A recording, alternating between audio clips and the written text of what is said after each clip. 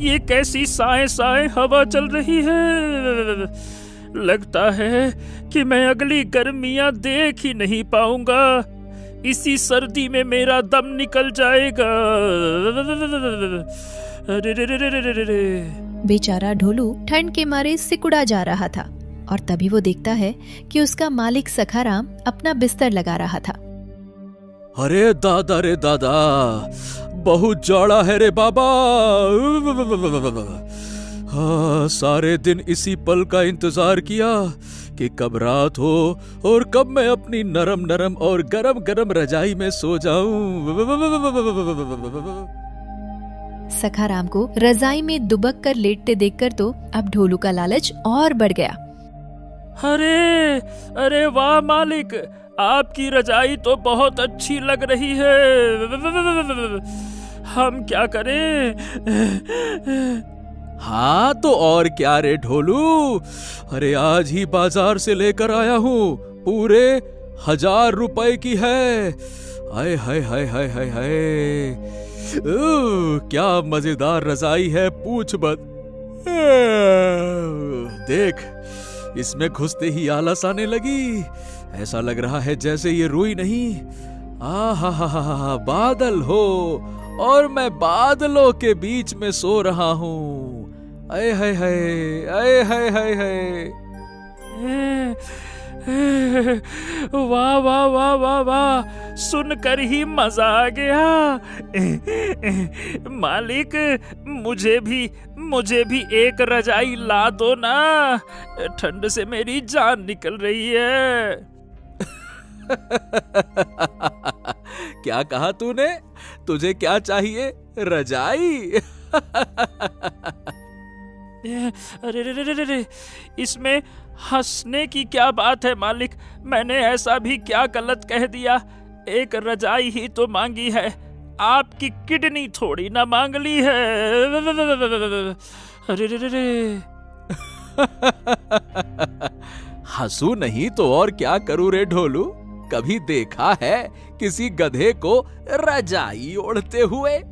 अगर मैंने तुझे रजाई ला दी तो सारा गांव मुझ पर हंसेगा कि देखो भैया देखो, सुखी का गधा रजाई ओढ़ता है।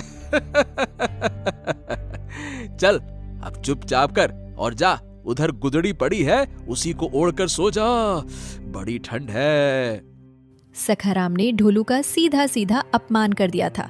अब ढोलू गुस्से में गुदड़ी को लात मारकर एक कोने में जाकर बैठ जाता है।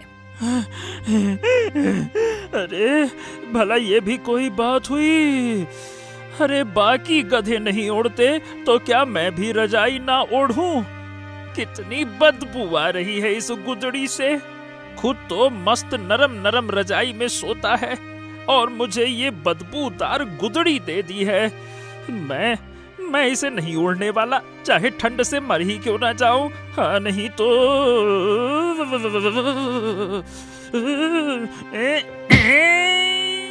गुस्से में ढोलू एक और बात गुदड़ी को लात मारता है और सोने चला जाता है।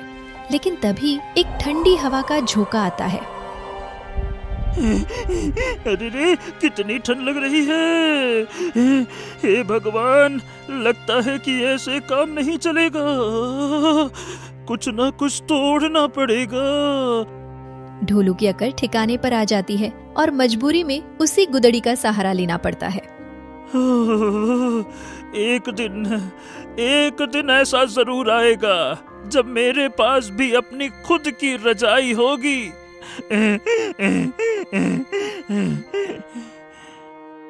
अगली सवेरे सखाराम चिल्लाकर ढोलू को उठाता है। अरे ओ लाट साहब, अरे उठ जा रे, उठ जा, सवेरा हो गया, कब तक सोता रहेगा? नहीं तो तुम आज्ञा करो तो मैं ही चला जाता हूँ बाजार में सामान ढोने, और तुम राजकुमार के जैसे यहाँ आराम से सोते रहना। वैसे तो ढोलू को सखाराम के ऐसे उठाने पर बहुत गुस्सा आता था, लेकिन आज वो पहली आवाज में ही उठ जाता है। अरे नहीं नहीं नहीं नहीं मेरे प्यारे मालिक, मेरे रहते आप इतनी तकलीफ क्यों लेंगे? मैं हूं ना, मैं जाऊंगा, मैं सारी मेहनत मजदूरी करूंगा आप बिल्कुल निश्चिंत हो जाओ मालिक। आप मालिक, मैं गधा। काम कौन करेगा? गधा करेगा। इतना कहकर ढोलू काम पर लग जाता है। हैं?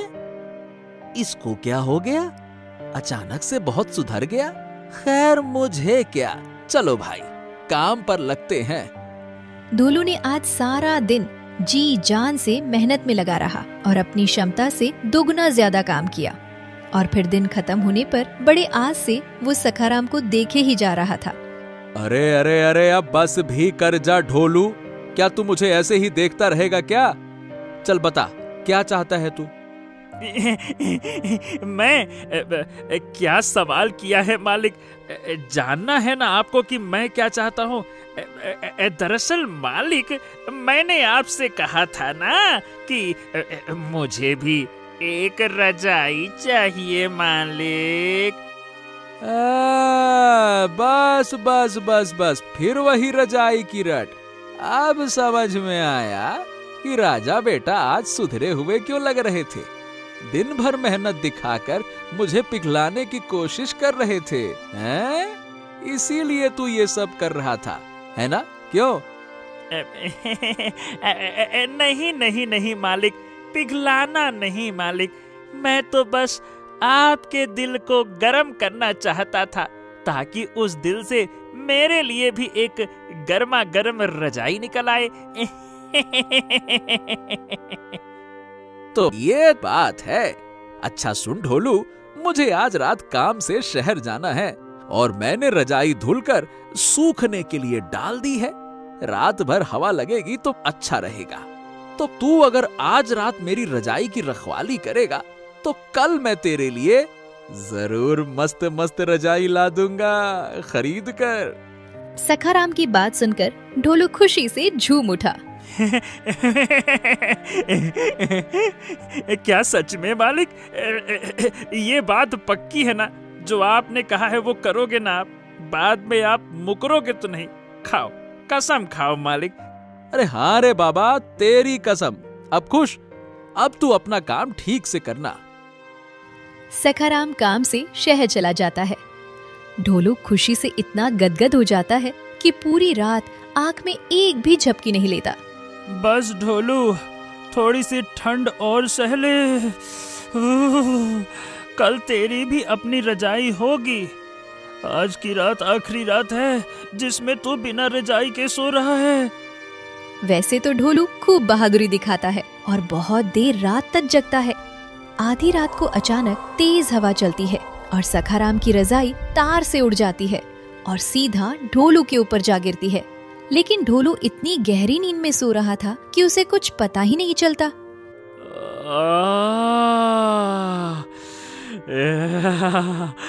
वाह वाह वाह वाह वाह, ये ऐसा लगता है जैसे मेरे आसपास कोई नरम बादल का घेरा है।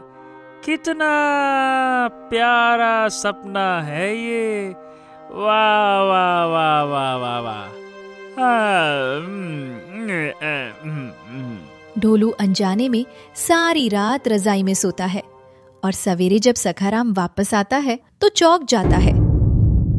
अरे क्या रे ढोलू के बच्चे, तेरी इतनी मजाल कि तू मेरी रजाई ओढ़कर सो रहा है, हैं? मौका क्या नहीं मिला कि तूने मालिक की रजाई ओढ़ ली। सखाराम गुस्से में पास पड़ा डंडा उठाता है। आज तो तेरी खैर नहीं, रुक जा। अरे तेरी तो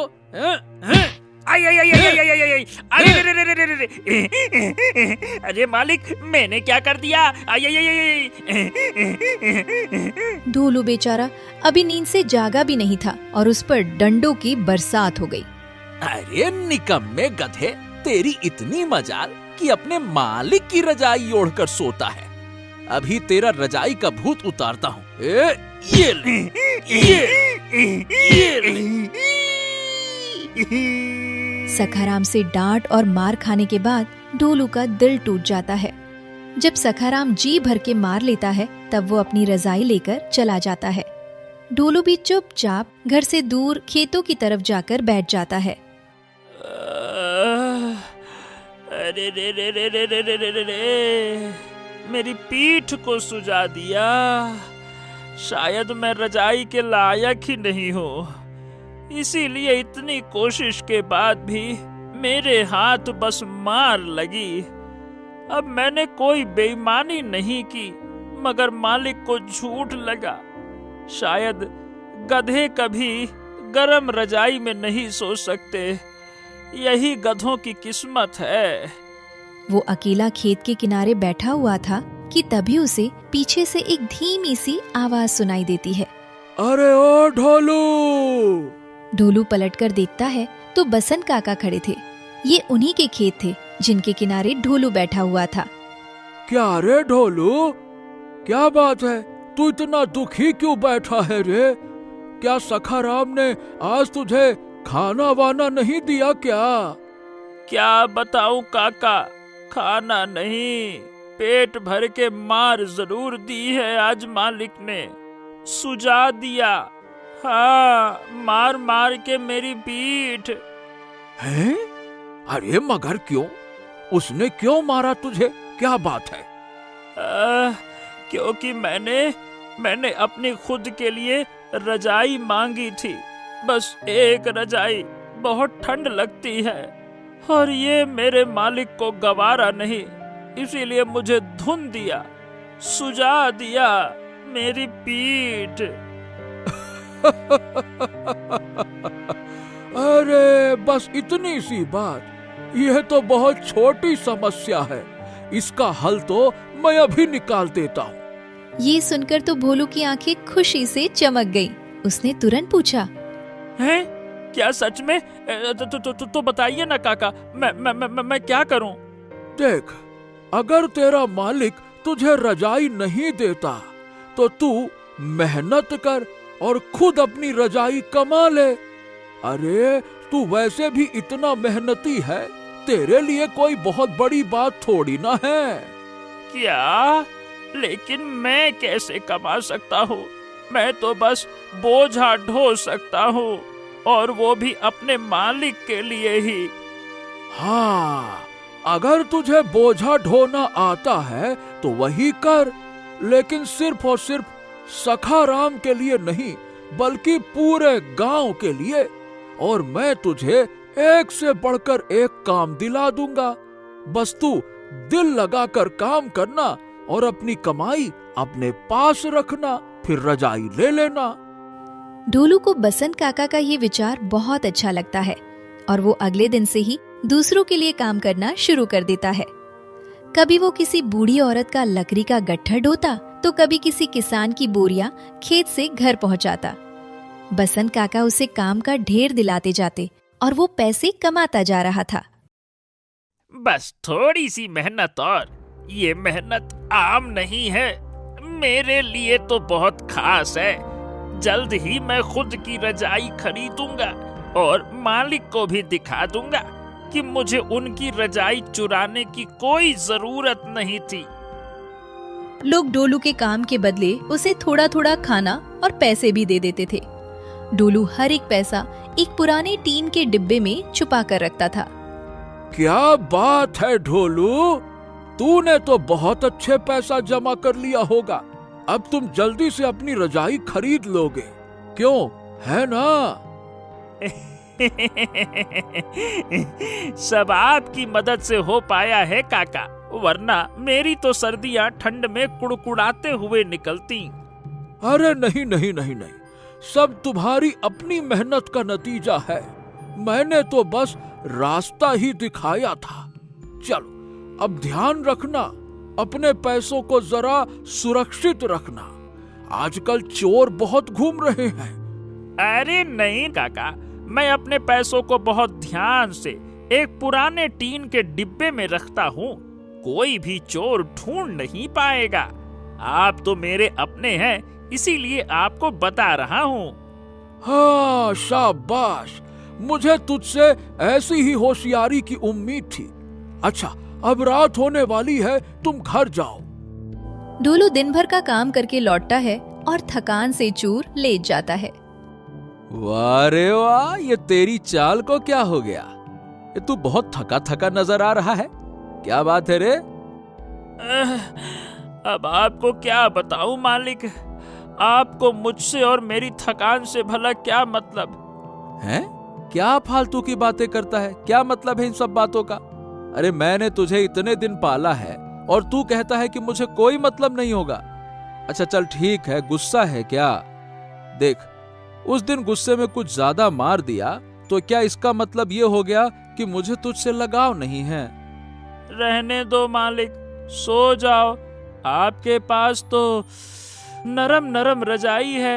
आप मेरी तरफ ध्यान मत दो, आप तो बादलों की दुनिया में सो। ढोलू सखाराम से बहुत नाराज था और कुछ दिनों से उसे ठीक से बात भी नहीं करता था।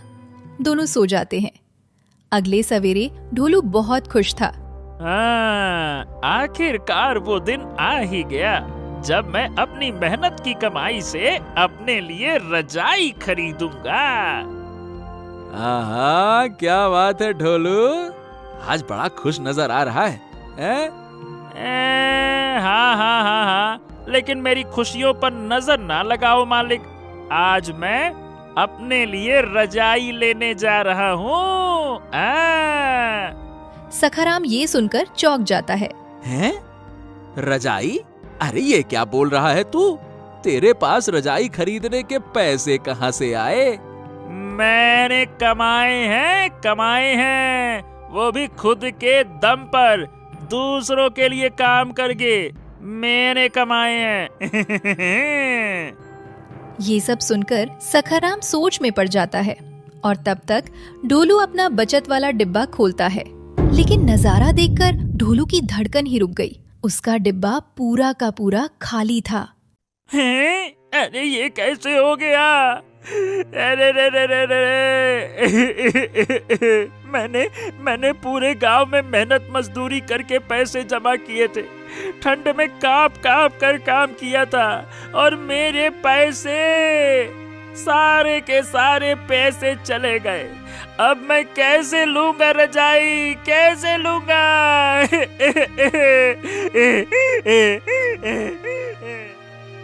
अरे बस कर ढेंचू ढेंचू ढेंचू, ये चिल्लाना बंद कर तू। बड़ा बेसुरा चिल्लाता है तू। और पहले ये बता, तुझे ये सब करने की सलाह किसने दी? बसंत काका ने। क्या? बसंत काका? अच्छा, अब मैं समझा बेटा। क्या मालिक, आप क्या समझ गए? अरे गधे के बच्चे, उसने तुझे बेवकूफ बनाया। अरे वो बहुत लालची आदमी है। उसने जानबूझकर तुझे ये रास्ता दिखाया ताकि तू काम करे, और फिर तूने उसे जरूर बता दिया होगा कि तूने पैसे कहाँ छिपा रखे। ये चोरी किसी और ने नहीं, बल्कि तेरे उस बसंत काका ने की है। ढोलू को दिन में तारे नजर आने लगते हैं। हाय हाय हाय, मैं इतना बड़ा बेवकूफ कैसे हो सकता हूँ? मैं उस बसंत काका की बातों में आ गया। उसके कहने पर मैंने इतना काम किया, एक एक रुपया जमा करता रहा, और उसकी नजर शुरू से मेरे पैसों पर थी। यानी कि वो सही समय का इंतजार कर रहा था ताकि चोरी कर सके। हाँ, अब तेरा दिमाग बहुत तेज दौड़ रहा है, लेकिन क्या फायदा, अब तो तेरे पैसे गए, वो तुझे बेवकूफ बना गया। ढोलू बहुत उदास था और वो सखाराम से निराश होकर कहता है, मालिक, क्या आप मेरी कुछ मदद करेंगे? कहा सुनी माफ कर दीजिए, चलकर मेरे पैसे वापस लाने में मेरी मदद कीजिए ना। क्या? अरे ना रे बाबा ना, उससे कौन भिड़ेगा? उसके पास दो दो आदमी हैं। वो गांव भर में घपलेबाजी करता है, और फिर कोई उससे वापस वसूली करने जाए तो उसे अपने आदमियों से पिटवाता है। मैं नहीं जाऊंगा। ढोलू दुखी होकर पूरे दिन किसी से बात नहीं करता, खाना भी नहीं खाता। अगले दिन सुबह सखाराम उसे काम पर ले जाने की कोशिश करता है, लेकिन ढोलू चुपचाप गांव की तरफ चल देता है। अरे अरे अरे कहाँ चल दिया? अरे काम पर चल। अरे अब क्या चोरी होने पर मातम मनाता रहेगा क्या? कहाँ चल दिया? अरे सुन तो, काम करने का मन नहीं है मेरा। अब कोई मकसद ही नहीं है काम करने का। इससे अच्छा तो मैं जाकर किसी की यूं ही मदद कर दूंगा, बिना किसी स्वार्थ के। कम से कम उससे मेरा दिल तो हल्का होगा। अरे रुक जा, मेरी बात तो सुन, रुक जा, सुन तो। ढोलू इतना कहकर बाजार की तरफ बढ़ता है और कुछ दूर जाते ही वो रास्ते में देखता है कि एक बूढ़ा किसान अपनी बड़ी टोकरी लेकर गिर पड़ा है और सब्जियां इधर उधर बिखर गई हैं। अरे रे रे रे रे रे रे रे रे, मेरी सारी की सारी सब्जियां गिर गई रे। ओहो, चिंता मत करो बाबा, रुको, मैं आपकी सारी सब्जियां उठाने में मदद करता हूँ। और चलो, आपको जहाँ जाना है वहाँ तक छोड़ भी आता हूँ। ढोलू खुद अपनी पीठ पर किसान की भारी टोकरी उठवाता है और उसे बाजार तक पहुँचाता है। अरे वाह मेरे प्यारे बच्चे, तेरा बहुत बहुत धन्यवाद, तूने मेरी मदद कर दी। सुन, मेरे पास देने को तो ज्यादा कुछ नहीं है, लेकिन ये ले, ये रख ले तू। बूढ़ा किसान ढोलू की तरफ एक पोटली बढ़ाता है। बेटा, ये बहुत कीमती ऊन है, मैं इसे किसी को नहीं देता, बस बाजार में ही बेचता हूँ। मेरे दादा परदादा ये काम करते आ रहे हैं, लेकिन आज तूने मेरी बहुत बड़ी मदद की है, वो भी बिना किसी स्वार्थ के, इसीलिए ये तू रख ले बेटा। हैं? क्या सच में बाबा? आपका बहुत बहुत शुक्रिया। वैसे ये ऊन तो बड़ा मुलायम ऊन है। ढोलू खुश हो जाता है और ऊन लेकर वापस घर लौटता है। क्यों भाई, कहाँ चला गया था ढोलू? अरे अब बस भी कर दे, मुझे तेरी ये हालत नहीं देखी जा रही। ऐसा कर, तू मेरी रजाई रख ले और उस दिन के लिए अब मुझे माफ भी कर दे। नहीं नहीं नहीं नहीं मालिक, मुझे तो आपकी रजाई नहीं चाहिए, वो आपकी है, आप रखो।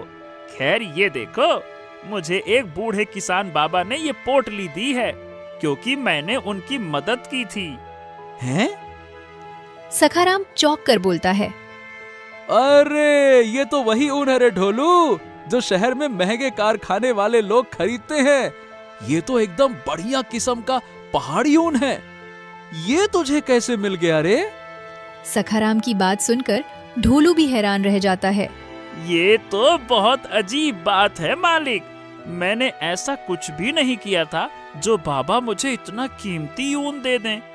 ये तो जरूर मेरी अच्छी किस्मत और अच्छे कर्मों का फल है। तो बस, फिर अब तुझे रजाई मिलने से कोई नहीं रोक सकता। इस ऊन को बेचकर मैं कल ही तेरे लिए रजाई ले आऊंगा। ढोलू सोएगा रजाई में, ढोलू सोएगा रजाई में, बड़ा मजा आएगा, सोएगा रजाई में। फिर क्या था, अगली रात थी और ढोलू के पास उसकी खुद की रजाई थी। उसने आखिरकार अपनी मेहनत से अपने सपने को पूरा कर ही लिया।